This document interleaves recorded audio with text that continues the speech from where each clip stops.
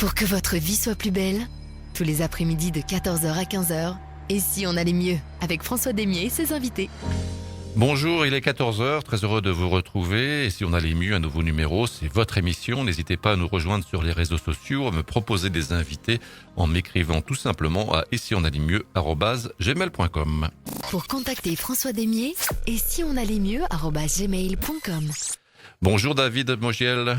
Bonjour François. Merci d'avoir accepté mon invitation. Vous êtes fondateur de la méthode Chrysalide, écrivain, formateur, enseignant, médium, thérapeute. Vous avez donc beaucoup de cordes à votre arc. Beaucoup de cordes et encore plus que je ne cite pas forcément toujours, mais qui sont encore là. Vous êtes secret donc. Très jeune, vous êtes passionné par le monde de l'invisible. Aujourd'hui, c'est votre travail de thérapeute qui m'intéresse dans cette émission. Et si on allait mieux. Oui. Alors, vous travaillez, si j'ai bien compris, d'après toutes ces cordes à votre arc, vous travaillez sur différents plans. Oui, tout à fait. Je travaille sur les plans inconscients, sur les plans conscients, sur les plans subtils, et aussi sur tout ce qui concerne les blocages d'enfance, les blocages karmiques aussi, qui sont ma spécialité. Et donc, vous avez fondé la méthode Chrysalide. Oui, il y a quelques années déjà. Alors, La méthode Chrysalide. Alors, comment ça marche, cette méthode ? En général, ça marche bien. C'est une méthode que j'ai créée par expérience, j'ai envie de dire, dans le sens où, à force de revoir et re-revoir les gens qui finalement n'étaient jamais autonomes suite à des consultations de voyance classiques, j'ai cherché pour trouver la méthode en fait qui leur permettrait d'une part de sortir de l'addiction à la voyance, mais surtout et principalement de leur permettre en fait de trouver eux-mêmes les solutions, parce que finalement les solutions sont en nous, et je pense que le meilleur travail qu'on puisse faire est en fait de permettre aux personnes qui viennent consulter de devenir autonomes complètement et de trouver en eux la force d'avancer, de sortir de leur peur, de sortir de leur blocage, et donc tout simplement d'être plus épanouis en fait. Mais autrement, c'est pas bon pour vous. Si tout le monde devient autonome, on n'aura plus besoin de vous. Ah, ça je crois pas. Je pense pas, parce que fondamentalement il y a suffisamment de gens sur Terre et que je suis pas le seul à faire ce genre de travail d'une part, mais que je suis un peu contre l'addiction, donc je pense que je préfère m'occuper 1 ou 2 fois d'une personne que 10 fois d'une personne sans avoir forcément de résultat quand je le fais 10 fois. Donc fondamentalement, c'est peut-être paradoxal, mais plus on rend la personne autonome, plus il y a des retours qui sont positifs et donc d'autres personnes qui arrivent. Alors, vous pensez que les personnes qui vont voir des voyants, c'est quelque chose de dangereux ? Je vais être précis en disant clairement que je ne critique pas la voyance, étant donné que je le suis. Moi, je pense pas que ce soit un danger, parce que ça peut être une béquille pendant une petite période, mais pas quand ça devient une addiction. Et là, quand ça devient une addiction, oui, le danger commence à se présenter. Mais étant voyant, je peux pas critiquer le métier non plus. J'ai quand même commencé par ça, je l'ai pratiqué pendant 15 ans, je connais des voyants excellents. Mais il y a voyant et voyant, et ça c'est là où il faut faire attention, être vigilant.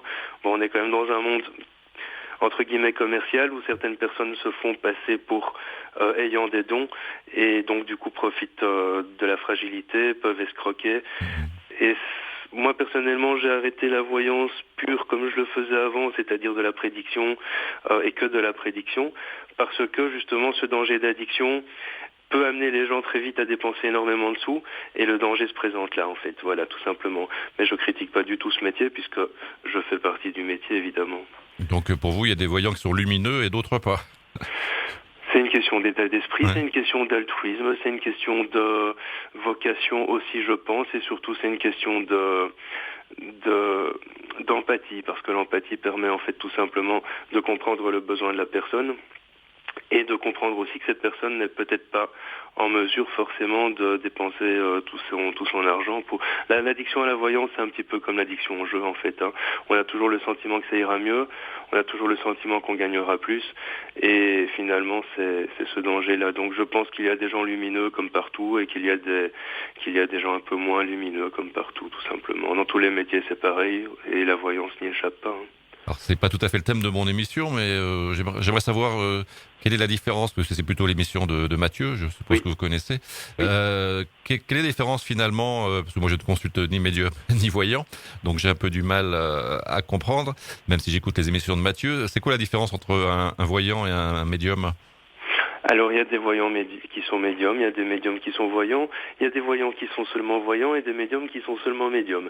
Donc, la différence réside dans le fait que le voyant aura plutôt des... En fait le voyant vient du terme clairvoyant, donc à la base il a des capacités à voir des choses que tout le monde ne voit peut-être pas forcément, mais qui ne sont peut-être pas toujours en contact avec d'autres plans. Alors il faut savoir, et ça on l'explique beaucoup dans vos émissions, dans celle de Bob ou de Mathieu, qu'il y a différents plans qui nous entourent, hein. Il y a le plan astral, il y a le plan éthérique, il y a le plan mental, et en fait le médium est en contact avec tous ces plans, avec des personnes disparues éventuellement, avec ce qu'on appelle des entités supérieures, éventuellement pour ceux qui ont cette perception-là et qui y croient avec les mondes parallèles, ça c'est mon travail aussi, et le voyant aura plutôt tendance en fait à ne pas forcément se connecter à ces plans-là. Alors, il y a plusieurs sortes de voyants aussi, évidemment. Il y a les cartomanciens qui utilisent un support, tels que les cartes, les tarots de Marseille, les oracles, comme moi je l'ai fait pendant longtemps. Il y a des gens qui utilisent des supports tels que les runes, qui sont des pierres gravées. Il y a des gens qui utilisent plein de supports. Je connais une personne qui utilise des petites cuillères pour faire de la voyance.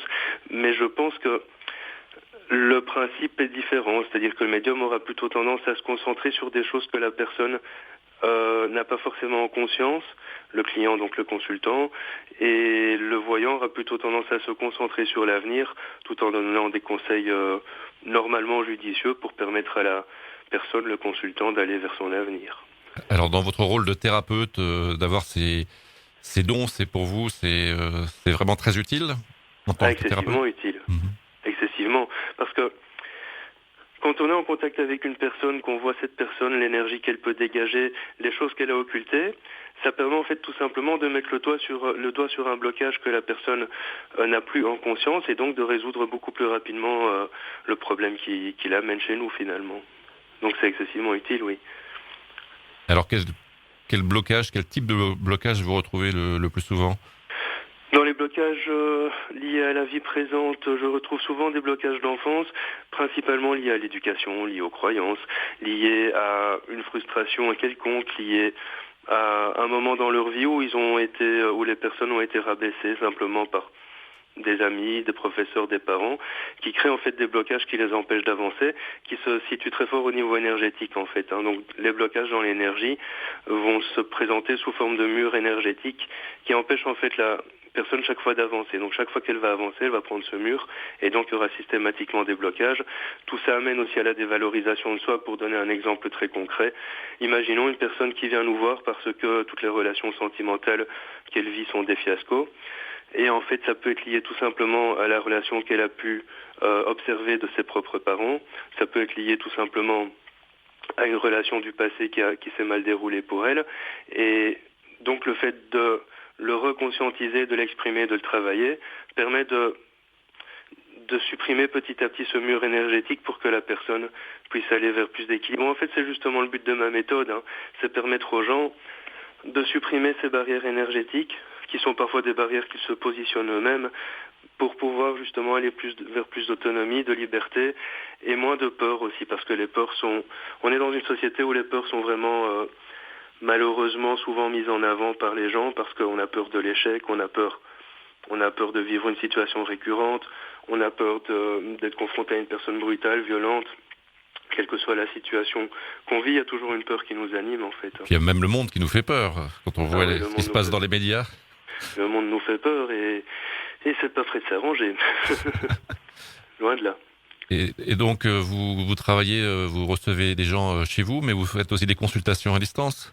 Alors je travaille à distance, je reçois chez moi à domicile, je vais parfois, mais c'est très rare, chez les gens eux-mêmes quand ils savent pas se déplacer, mais c'est vraiment très rare. Et puis à l'étranger, il m'arrive aussi d'aller donner des consultations. Alors qu'est-ce que les gens viennent chercher chez vous ? C'est une panoplie, comme je disais au début de l'émission, ou c'est pour un problème vraiment très, très précis ? C'est un tout, c'est un pack. Alors chez moi c'est le pack, même s'il y a un problème précis au départ, moi je m'occupe du pack. Donc c'est un peu 3 en 1, dans le sens où on peut venir en fait de manière apparente pour un problème sentimental, pour un problème professionnel, et qu'en fait ce problème cache quelque chose d'autre. Donc je me base sur la demande principale, mais mes consultations durent toujours entre 1h30 et 2h, et donc du coup je vais faire tout le tour de la vie de la personne, ses blocages, de ses choix d'incarnation que je travaille très fort, son karma. Retrouvez Et si on allait mieux en podcast sur www.bob-toutelavérité.fr.